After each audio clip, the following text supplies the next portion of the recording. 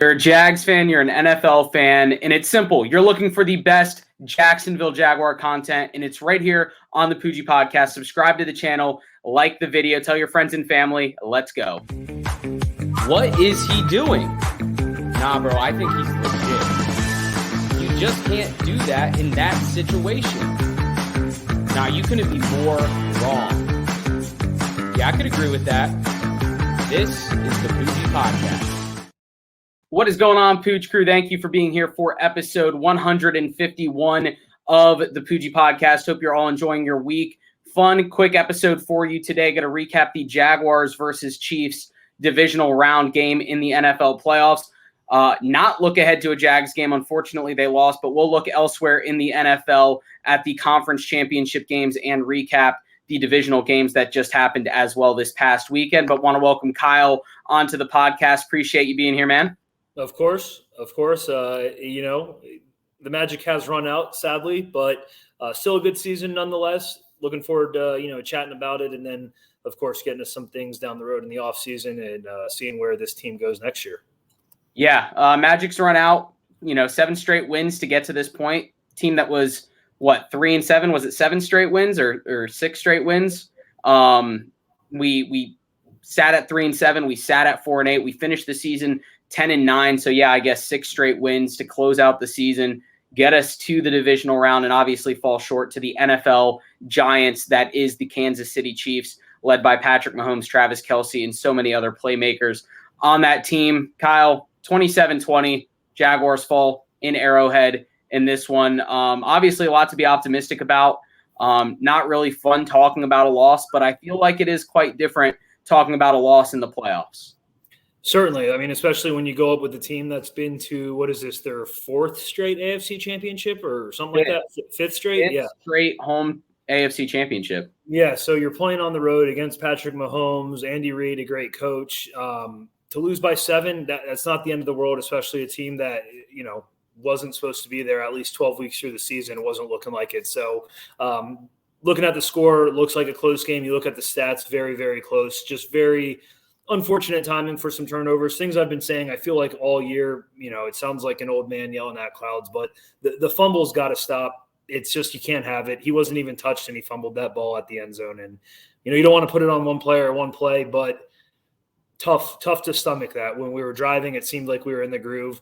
It's just the story of our season, really. Fumbles, turnovers at inopportune times. That stuff gets eliminated and you become a great team in this league. And what's wild is we lost to this same Chiefs team back in week 11, I guess it was, week 12 maybe, week 10, right before our bye week actually, to fall to 3-7. Ironically enough, one of our last losses before the win streak, right before that Lions loss a few weeks later. We lost by 10 that week, 27-17. And in that game, it felt like we had all the breaks go our way. We had +3 turnover margin. We had the onside kick recovered at the beginning of the game, and you lose by 10. And then you go into this game, you lose by 7. And I'm looking over here because I have the game on, just kind of watching it. But you lose by 7 in a game that it felt like you threw it away. Your own mistakes kind of caused you to lose that game. But to lose by 7 to the Chiefs, obviously it's you don't want to look for silver linings in a loss. That's never necessarily what you want to do. But I do think it's important for how young this team is to get this type of experience going to Arrowhead, because if we're thinking bullishly, we'd like to think that's not going to be our last matchup against the Chiefs in the playoffs. So having this experience in Arrowhead, whether they're in Jacksonville or we go to Kansas City, I'd like to think Patrick Mahomes versus Trevor Lawrence is a matchup that we will be seeing for a long time coming. Yeah, certainly. And you see it around the league with the other quarterbacks. Everybody's kind of, it said like, the year, the young guys, or, it's like our turn now type thing. You got Joe Burrow, Lamar Jackson, of course, kind of a tough end of the season for him, but another young guy, Justin Herbert, in the mix.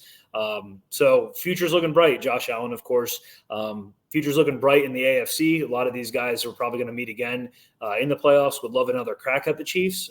They're certainly beatable. Yeah. Certainly feel for Mahomes getting hurt, but that's just another kind of example where when that happens, you got to take advantage. You don't root for injuries, but hey, when the breaks go that way, you got to take advantage. Instead, we did the exact opposite. we pinned Chad Henne down on the 2-yard line, and he went 98 yards. So, just it's a tough pick there, but frustrating way to go about losing the game. The 98-yard drive by Chad Henne. A lot of people are talking about it. 15-yard roughing the passer penalty called on that drive. Ticky-tack call. Wasn't necessarily consistent, not called against Trevor Lawrence. Same exact play happened. Yep, same exact play happened to Trevor Lawrence later in the game. Almost the exact same situation. Some home cooking there in Kansas City, and obviously you can pin a lot on the team, and you can point out, the refs missing calls or calling ticky-tack stuff, the Walker Little tripping penalty because he got pancaked and his feet flew in the air and he happened to trip the defensive end. Things like that just don't get called the entire season, getting called because the game is close, and you kind of felt the home cooking kind of start to dig in.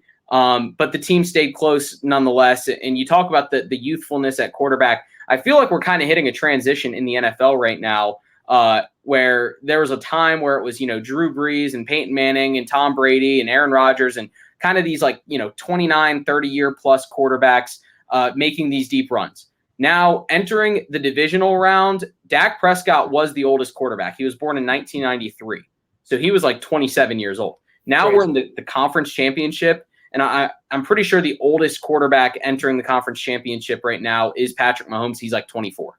So you have Mahomes, you have Joe Burrow, you have Brock Purdy, and you have Jalen Hurts. So the league is transitioning, which makes me feel good as a Jags fan, knowing we have one of those young, up-and-coming superstar quarterbacks that can get the job done, hopefully for years on end for us. But let's dive a little bit deeper into this game, Kyle. What did you see from the Jags offensively, defensively, just overall? I know you touched on the penalties a little bit and the fumbles as well. But what did you see, the fight from this team, the lapses in this team? Where did this game necessarily go right or go wrong for the Jags? For sure. And just real quick for the fact checkers that are listening, Mahomes is 27, not quite 24, but still relatively young. I think everybody else is more in that 24 range that made the playoffs. But, to answer the question, we didn't give up. That was evident in the Chargers game. Going into this game, like you mentioned, a couple calls not going our way. Really not just – it was just a couple calls, really. I'm not going to sit here and say it was totally unfair how it was ref. They got a couple penalties too. So, but to not let that rock us to – even when we got the ball back after the fumble, we had a couple plays. It looked like we were going to move the ball. Unfortunately, Trevor Lawrence threw an interception. It was really a great play by the defender. At that point, the game, we kind of had to be throwing the ball. We didn't have a choice, so we had to make some forced throws. But to hold Patrick Mahomes to 27 points, I think you take that all day long if you can hold that offense. One thing that is frustrating that was very, very obvious, even in the first quarter, was we did not really have a plan for Travis Kelce. He didn't eclipse 100 yards, which is kind of interesting for having 14 receptions. So it wasn't like he was having, flipping the field type receptions, but, it was a third down play. It was the 2nd and 7 that was just going to be a first down, kind of kept the chains moving. So a little frustrating to see that, the fact that we didn't even try to double team, didn't even try to, put I think you put a linebacker on Kelce, he can beat you with speed. You put a cornerback on Kelce, he can beat you with size. So I figure there has to be a plan in there somewhere. So that was the only thing that stuck out as far as what I feel were maybe a negative in this game. But, everything else was good. Like I said, the yards were the same. We only had 3 less first downs, so we were moving the ball down the field. It was just the 2 turnovers, and then that long drive really seemed to kind of be a killer because you think, okay, we can get a stop, we can get good field position, but the opposite happened. Yeah, it was 17-10 at that point, I believe, and we had just gotten the ball back. We obviously had to punt it back, and we had an opportunity. Foye Oluokun almost with an interception over the middle. Had he not touched it, it looked like Tyson Campbell could have intercepted it. We would have been in the plus territory, right around the 30. If Tyson Campbell caught it, could have been a pick 6 very easily. Few things broke the Chiefs' way. That happens in these types of games. But ultimately, that long touchdown drive, Isaiah Pacheco, 39-yard run. He's a hard runner. Hard runner, 39-yard run, 15-yard penalty. That's over 50% of the yards on that one drive for the Kansas City Chiefs. And Isaiah Pacheco, outside of that run, he had 11 carries for right around 55 yards. And outside of that run, the team would not have eclipsed 100 yards rushing. and Travis Kelce with 14 catches on 17 targets. Their next leading receiver, Kadarius Toney, with 5 catches for 36 yards. So all in all, the Jaguars played the more balanced football game. Unfortunately, it was death by a million paper cuts brought on by the Kansas City Chiefs, where, like you mentioned, the inopportune completions on third down to Travis Kelce. But that's what makes the Chiefs so good, is they don't necessarily have to go for the home run play every single time. They pick up the first downs, they respond to the game flow, and they're able to keep the ball moving. They had some very, very long drives, and I would have to look at the drive chart. But what was happening was they were keeping Trevor Lawrence off the field, and they were capitalizing on long drives with touchdowns and field goals, which we've seen from the Jaguars defense in the past. That has happened, and then we've been able to kind of hold them right around the 30, force them back maybe, and hold them to a punt. In this case, too much to overcome from the Kansas City Chiefs. And I don't necessarily think there was that much of a talent disparity, which is kind of inspiring if you're a Jags fan.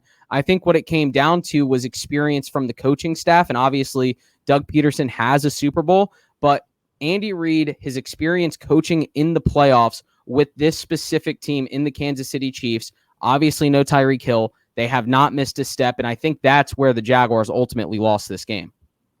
For sure. And just to piggyback on what you said about the drives, the Jags had 0 drives with double-digit plays. The Chiefs had 4. They had a 12-play drive, 11-play drive, 12-play drive, 10-play drive, all resulting in points, 3 touchdowns and a field goal. So that just goes to show you, kind of like what you said, milking the clock, getting points out of it too, not really giving us a chance. One thing I will say that I noticed that was extremely, extremely frustrating, the first play after Mahomes went out, so obvious that he was hurt. He could barely walk. He could barely stand. It was the most obvious running down that I've ever seen. It was 2nd and 7. No reason why we shouldn't have had 7 or 8 guys just stacked at the line of scrimmage. I think they maybe had 2 wide receivers plus Travis Kelce. Not a chance he was going to be able to drop back. It was going to be a run. It was a run. He got like 6.5 yards to 3rd and inches. Very next play, QB sneak with Patrick Mahomes first down. I think that was a big momentum swing for Mahomes there and for the Chiefs on that drive. The fact that, we couldn't get a stuff and force 3rd and 7 where it would maybe be a more passing situation and really make. Kyle, I think your audio went out. Can you hear me? I think your audio went out there, but I will just say this real quick while we get your audio back up and running. The Chiefs opened the game with 3 straight drives of at least averaging 6 minutes. 6 minutes, 5 minutes and 55 seconds, and then 6 minutes and 5 seconds. Touchdown, field goal, touchdown. After that, the Chiefs had 2 drives to open the second half and had 2 punts. And the Jaguars responded with 2 punts of their own. So there was no way that they were taking advantage of the Chiefs not being able to move the ball. The Chiefs coming out of halftime started with the ball 6 plays, 3 minutes, 13 total yards and a punt. Jags get the ball back 7 plays, 25 yards, punt. Chiefs get the ball back 2 minutes, punt. Jags get the ball, punt, and then back to Chiefs for a field goal, and then Jags touchdown, Chiefs touchdown. So when you have a team like the Chiefs that are so explosive on offense, you really have to take advantage of them not converting even a field goal on a drive, because that's just as good as a turnover when you're playing the Chiefs. Getting them to punt, not having them score is a net positive for your team. And if you're not able to score and take advantage of those punts, you're not going to be able to catch up to them, because they are going to eventually put things together and get the ball back and go down and score. Kyle, do we got your audio back? I'm still not hearing you. No, you're good. How about you leave the studio, come back in and see if it works, and I'll kind of take it from here. Sorry, folks listening, watching on YouTube.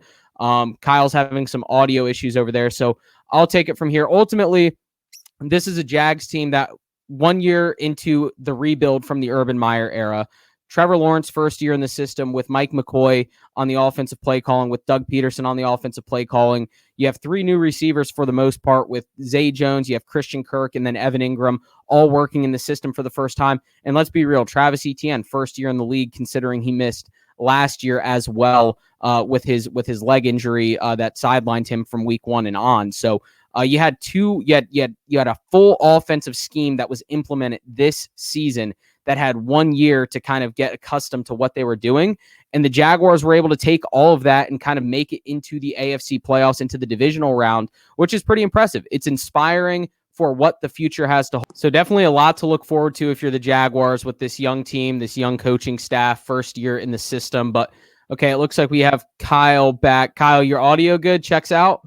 Can you hear me okay now? Yeah, I got you. Okay, we're back. Okay. Sorry about that. And No, you're good. I'll just finish my thought. I don't know the last thing you heard, but was basically just saying Mahomes getting hurt and then coming back in, them almost getting a first down on a very obvious running play that I feel like we did not do a good job defending. Mahomes got the first down on a 3rd and short QB sneak. I think that was huge for the team's momentum, not having the punt there. Just kind of frustrating that the defense or the coaching staff didn't really kind of stack for the run there, because if you stop him, then you force a 3rd and 7 the second play after he's hurt and make him have to throw. I think maybe we get a stop. Yeah, no, and that's spot on. And to that point, it felt like there were probably 3 or 4 times in the game, even when the Jags were down 17-7 or 17-10, whatever it was, it felt like there were turning points in the game that had the Jags just been able to grasp one of them and get over that hill on one of them, whether it was stopping them on that drive, stopping them on the 98-yard drive with an interception or a punt, or the Agnew fumble like we talked about, scoring there. It seemed like there were multiple times in the game, and I think everyone listening to this would agree that it never felt like the Jags were dead in the water. It felt like there were always times where, okay, one big play here, a touchdown here, a big defensive stand here, and then we just couldn't capitalize. And I think during the win streak that the Jaguars had, you saw one side of the ball feeding off of the other side of the ball, and we unfortunately just did not get that in this game. Yep, spot on. And I mean that does tend to happen when you're playing a superior team. I mean they either don't make mistakes or they will make a mistake, but then they'll get it right back and don't let it cost them the game. So yeah, but Jags get the ball back down 27-17, obviously marching down the field, looking like they're about to go in. Trevor Lawrence put the team on his back at a bunch of points in this game, one of them being that first down run he had where he barreled over the defender on the Chiefs, the safety on the Chiefs, and got the first down, got them inside the 15-yard line. Next play, actually it was inside the 10-yard line. Next play, obviously the pass to Agnew. Heartbreaking play. I refuse to believe, even in that moment, that was how the season was going to end, was an Agnew fumble after all he's done for us in the special teams game, averaging over 40 yards a return in this game, put the team in position to succeed from the special team standpoint. And we talked about it with Agnew last episode, that he's one of the few players in the league that actually has the ability consistently to break games open or change momentum from his kick return ability. And that kind of was apparent in this game against the Chiefs. certainly, and it sucks to see because he's well liked in Jacksonville. He does anything that the team asks him. He comes in as the running back. He'll line up at receiver. Of course, great return. So, frustrating to see a great player that's loved, kind of happen like that. I'm sure he took it pretty hard. I'm sure he feels like he cost the game. And, it's a team game, though, just like Lawrence last game. The rest of the team picked him up. It doesn't fall on one man's shoulder. So definitely sad to see. For a moment there, I thought maybe we get a review and an overturn. Sometimes those plays will, look like a catch and then they reverse it or whatever. But I do agree it was a fumble. Just a shame that it went down like that. If that same play happens in the end zone, do you think it's the same call on the field, or do you think it's an incomplete pass?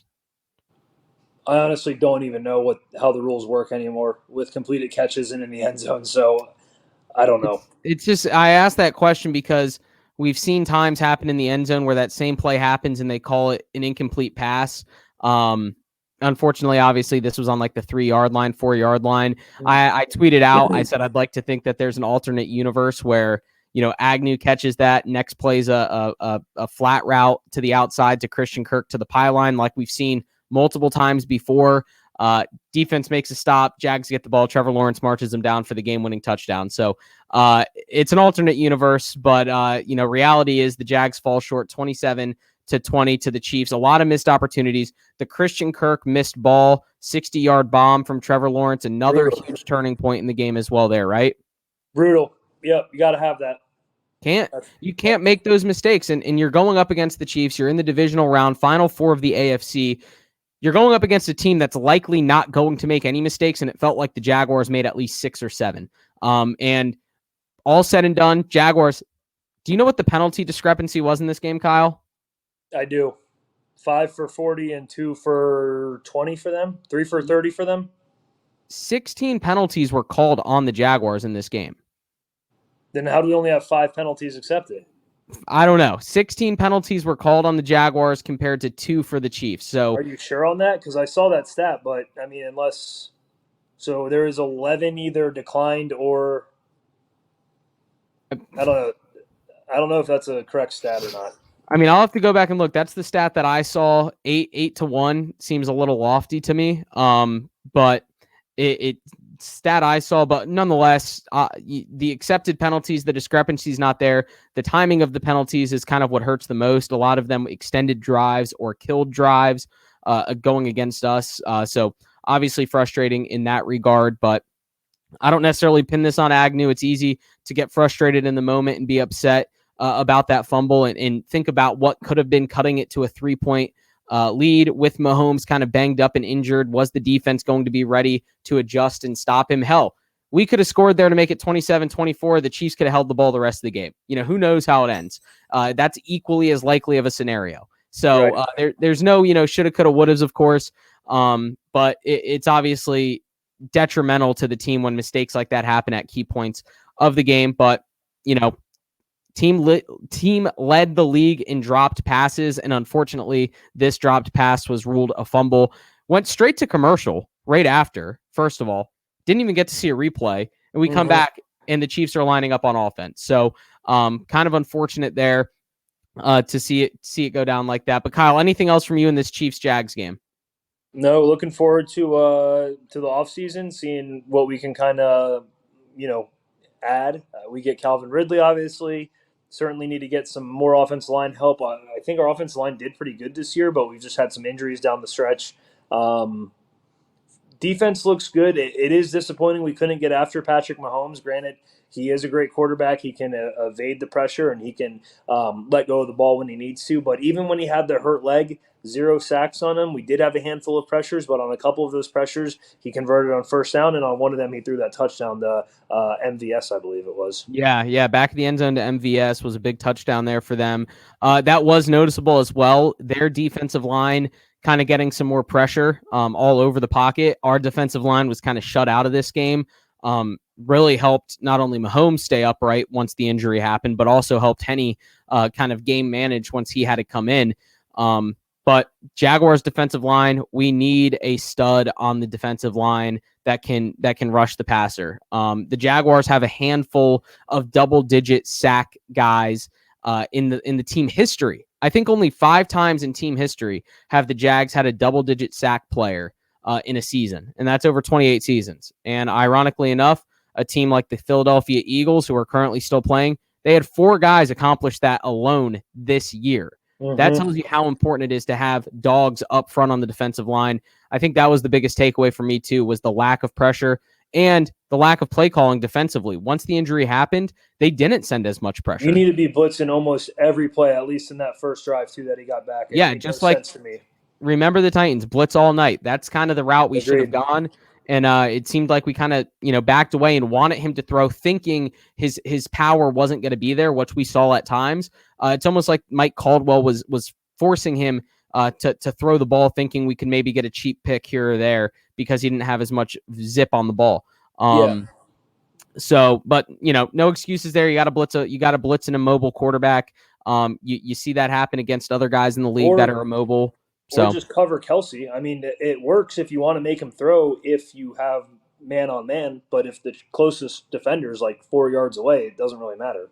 Yeah, not ideal there, leaving Travis Kelsey open for 17 targets. Like, that is absurd. 14 catches, 98 yards and 2 touchdowns. Before the game, I said 8 catches for 140 yards and 2 touchdowns. I was a little high on the yardage, a little low on the receptions, but nonetheless, 2 touchdowns was the deal breaker in this one. But the Chiefs move on. Jaguars offseason outlook, Kyle. I know you talked about wanting to add some players. Trent Baalke, Doug Peterson, they talked in their postseason recap. This is not going to be the same offseason as it was last year. Last year, Jaguars went out and threw $300 million worth of contracts at players like Christian Kirk and Zay Jones and Evan Ingram. This year, and Foye Oluokun, and Foley Fatukasi, who hasn't been able to play for a while, they threw a bunch of money out there to build the foundation of this roster. Jaguars are now in a situation to where they need to fortify what they have built and just add pieces, extra secondary pieces here and there to complement the depth, to complement some positions of weakness. Defensive line, I think, first and foremost, is the weakest spot. DeJuan Smoot was not in the games for the final month and a half of the season, and it finally caught up to us. So, Kyle, offseason outlook for you, though. Yeah, so I mean, like you said, obviously it sounds like seems like we have the offense around Trevor Lawrence.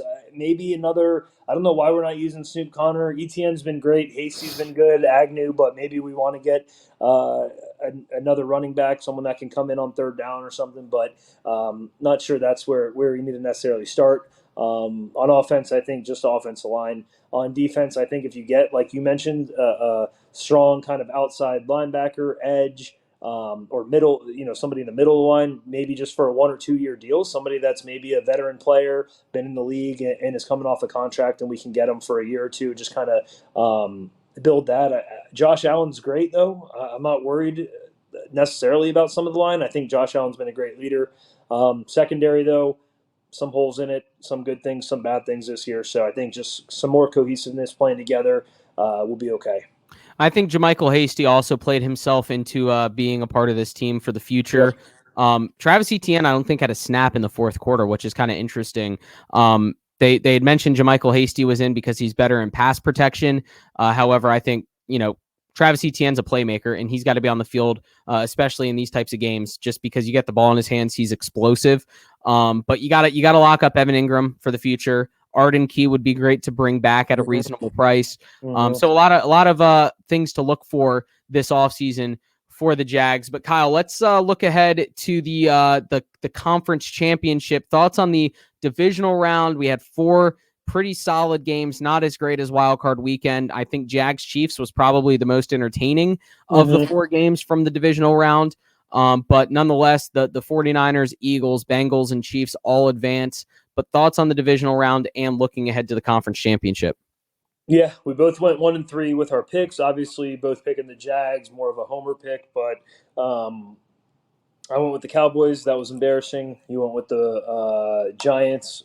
They got smoked. So we didn't do great on our picks. Not really a lot of close games to talk about. The Jags Chiefs was the closest game. What was the score of the Niners Cowboys game again? I think it was like 19-12 or something like that. Yeah, that sounds right. You said 17-13 49ers, so you were pretty close on that. You had the right idea with the low-scoring game.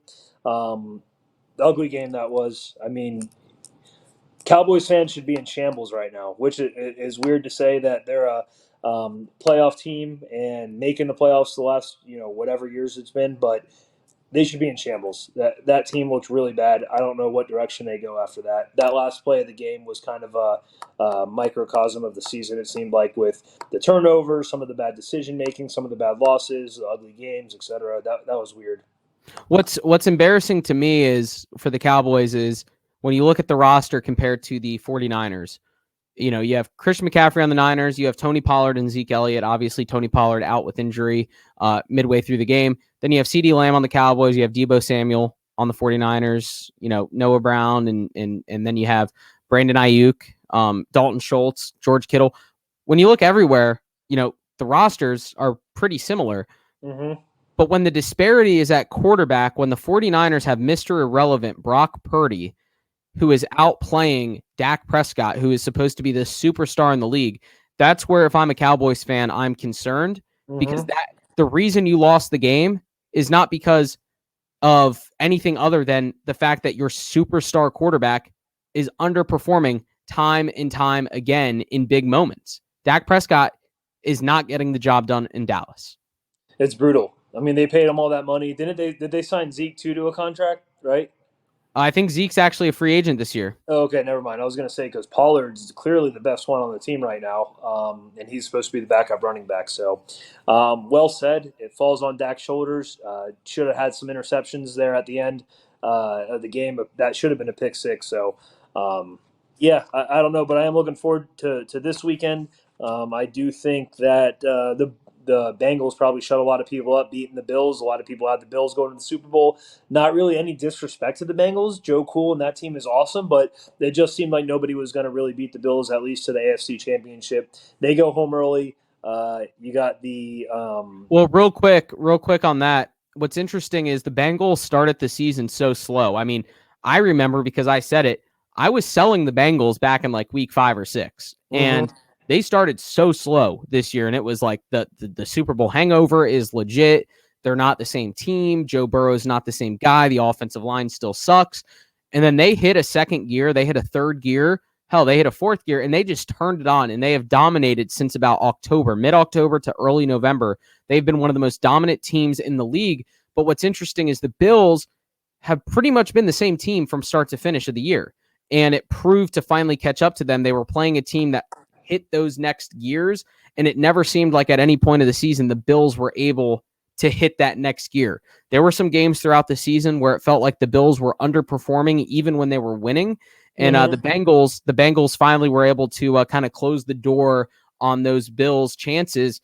And it makes you wonder, like, what is the Bills' window? Because we're talking about, the Vikings not being able to win, the Cowboys not being able to win in big moments. Are the Bills slowly inching towards that same tier of teams that are not able to close in big moments? Yeah, I mean, history would show that for the Bills, right? They thought maybe it was a new era with this, season and the players they have on their team and the excitement. But I don't think it's over. I think Josh Allen's awesome. I think they got a good culture there in Buffalo, a good supporting team and fans. So I don't think that's the last we see of them, but definitely just early way to go out. Well, something that has kind of gone swept under the mat, if you will, is 2 league leaders in interceptions. Do you Josh know who Allen, they? Josh Allen and Dak Prescott. Dak Prescott. So 2 quarterbacks that were in the divisional round. I think they finished with 17 total, including the divisional round, including the playoffs. So that's something Bills fans should probably keep an eye on, because ball security is everything in this league. And with Josh Allen throwing 17 picks, that's not going to get the job done. The other game, Eagles Giants, not much to talk about there. Giants get absolutely pummeled for felt like the third time by the Eagles. Eagles 38-7. Just an absolute embarrassing performance by the Giants. Seemed like the spotlight was too big for them, and it seemed like the Eagles were on autopilot since the first quarter. I think it was 21-0 at the end of the first quarter. So thoughts on that game quickly, Kyle? Yeah, they got up and stayed up. I kind of fooled myself into thinking it would be a close game. Was kind of a believer in the Giants. Picked them against the Vikings last week. They've kind of been good down the stretch, but yeah, the Eagles just have their number. Just too much firepower. They're just able to run the ball, do whatever they want, run it at will, and then when they need to throw it, they got 2 great wide receivers, a good tight end. So they're definitely a wagon, and next week versus the 49ers should be a great game. Yeah, I was kind of bullish on the Giants as well, simply because I felt like the style of play matched up well. The Eagles' run defense hadn't been the strongest over the last half of the season. After they had lost Jordan Davis, big guy out of Georgia. They had lost him. They had brought in a few veterans, but the defense hadn't been the same in the run. And I thought Saquon Barkley, after a great game against the Vikings, was going to come in and actually be a difference maker for the Giants. That wasn't the case. I mean, Giants and Jaguars pretty much the same boat this year with the situations. Obviously, Daniel Jones, a more seasoned quarterback, but within the coaching schemes, both quarterbacks kind of in a similar standing. Obviously the Jags look better against the Chiefs than the Giants did against the Eagles, but nonetheless, I think still a bright future for Brian Daboll, and then Daniel Jones get a few pieces there, a few wide receivers for him is what he needs. Daniel Jones does. So, but let's look ahead. We got some big games coming up on Sunday. Love that the golf tournament will be ending this week on Saturday. Wednesday start for the boys out in San Diego at Torrey Pines. But because of that, we get 2 nice games on Sunday in the conference championship, starting with the 49ers at Eagles Sunday at 3 p.m. In this one, Eagles favored by 2.5. Is that enough points, Kyle? Is that appropriately handicapped? Yeah, I'd say so. I mean, this could be a pick 'em all the way up to minus, maybe 5, and I could see the argument either way. I think giving them one possession at home, or one score, excuse me, is probably a safe handicap. I do think the Eagles cover. I think they probably win this game like 28-20, 28-17, somewhere in that ballpark. I guess I'll give my official pick as, and I'll write it down. I'll give my official pick as 30-20 Eagles. Okay. And I just think that, both teams like to run it. And this is not taking anything away from Brock Purdy and what he's been able to do. But I think if the Eagles can stop CMC and make Purdy pass, like you mentioned, their pass defense is insane. They can get some pressure. Even if they get one or two interceptions, I don't know if Purdy's thrown an interception. Like, I forget the stat. I heard something that like he hasn't barely had any turnovers. So I think if they can get one or two interceptions, that might be enough to win the game. I'm going Eagles 30-20. Yeah, big play Slay is going to be ready to feast on Brock Purdy with the 49ers. I tend to agree with you. Had the Eagles played the Giants any differently, I think I would have maybe leaned more towards the 49ers, but that was such a convincing win. It feels like that week off of rest gave, Jalen Hurts kind of a revitalized demeanor. His shoulder seems okay. The team seemed vamped up. Obviously, they were playing a divisional opponent, a team they hate, a team the fan base hates as well.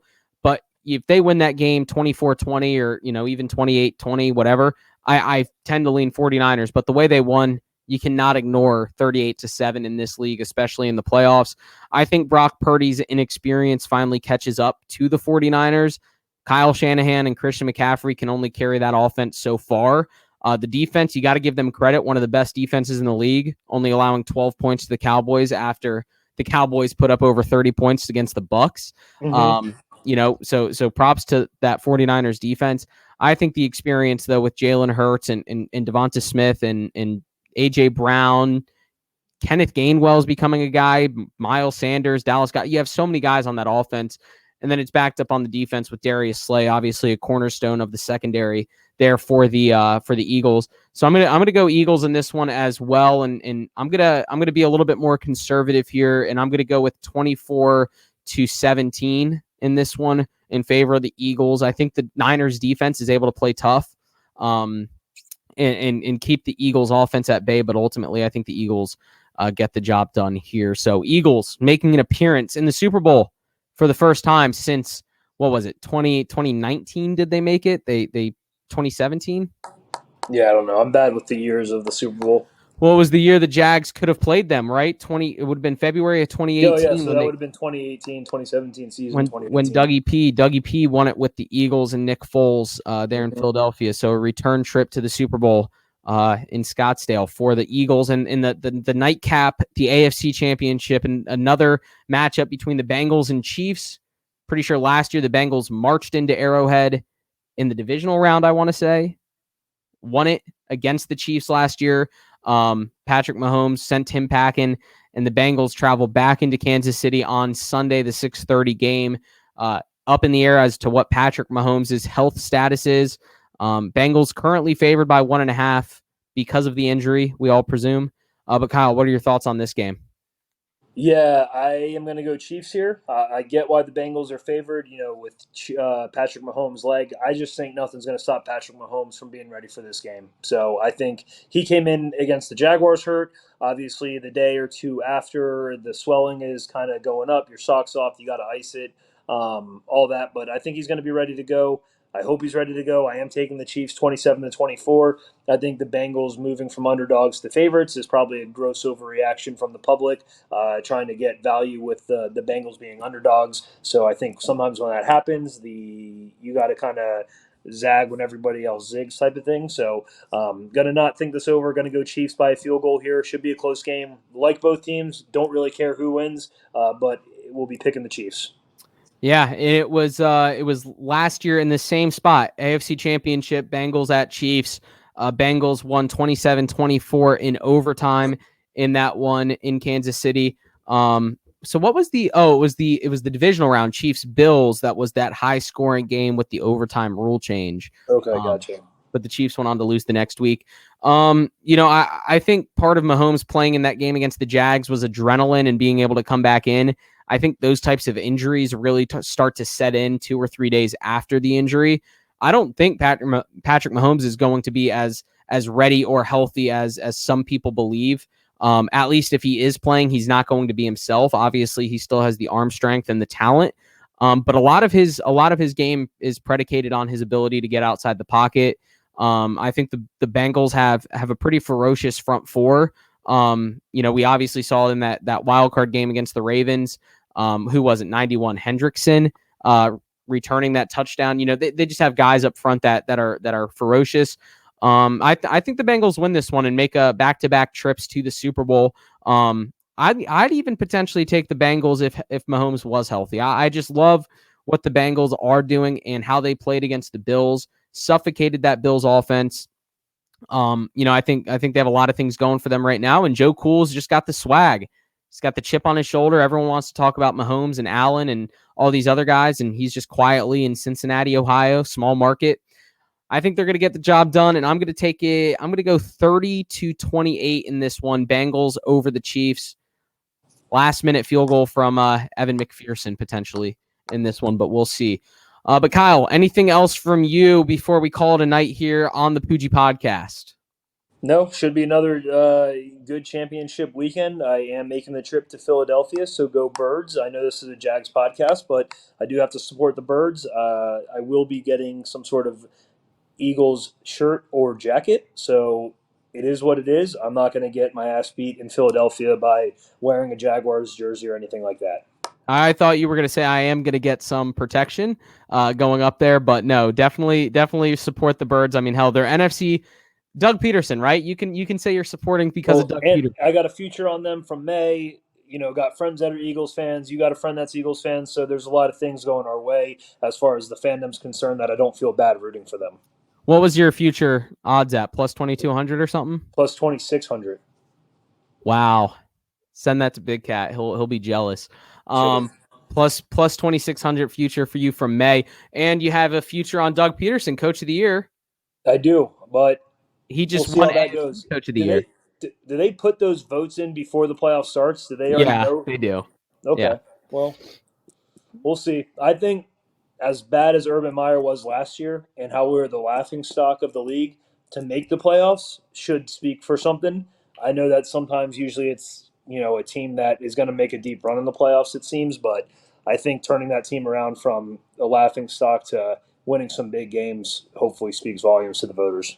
Yeah, we'll see about that, but that's awesome. That's going to be fun for you up there in Philadelphia. It's going to be a fun weekend of NFL football again on Sunday with those two matchups to winner goes to the Super Bowl. So everything will be decided on Sunday to see who's representing the conferences. And fans out there listening, thank you for another great season of Jaguar content, being able to listen, being able to subscribe to us.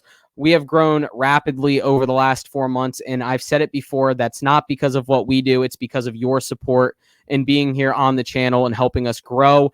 Definitely stick around through the offseason. We're going to have a lot of fun Jaguars content monthly, whether it's free agency, the draft, big moves being made leading up into the preseason and training camp, of course. But also we'll have other episodes for you kind of surrounding different sporting events going on, whether it's golf, whether it's March Madness, other big sporting news that's happening in the world of sports that we all know and love. But just wanted to say a sincere thank you for another great season of listening to some Jaguar content here. But Kyle, appreciate you being here. Looking forward to some more episodes in the future. Next week, recapping the divisional rounds. It will be a quick episode for the listeners out there. And then we'll obviously get one out before the Super Bowl, have some fun with that one, maybe do some prop picks as well. But fans out there listening, thank you again. Go enjoy championship weekend. But whatever you do, go make this world a better place and take care. How can I be the man when you're the man? How can I be the man when you're the man? How can I be the man when you're the man?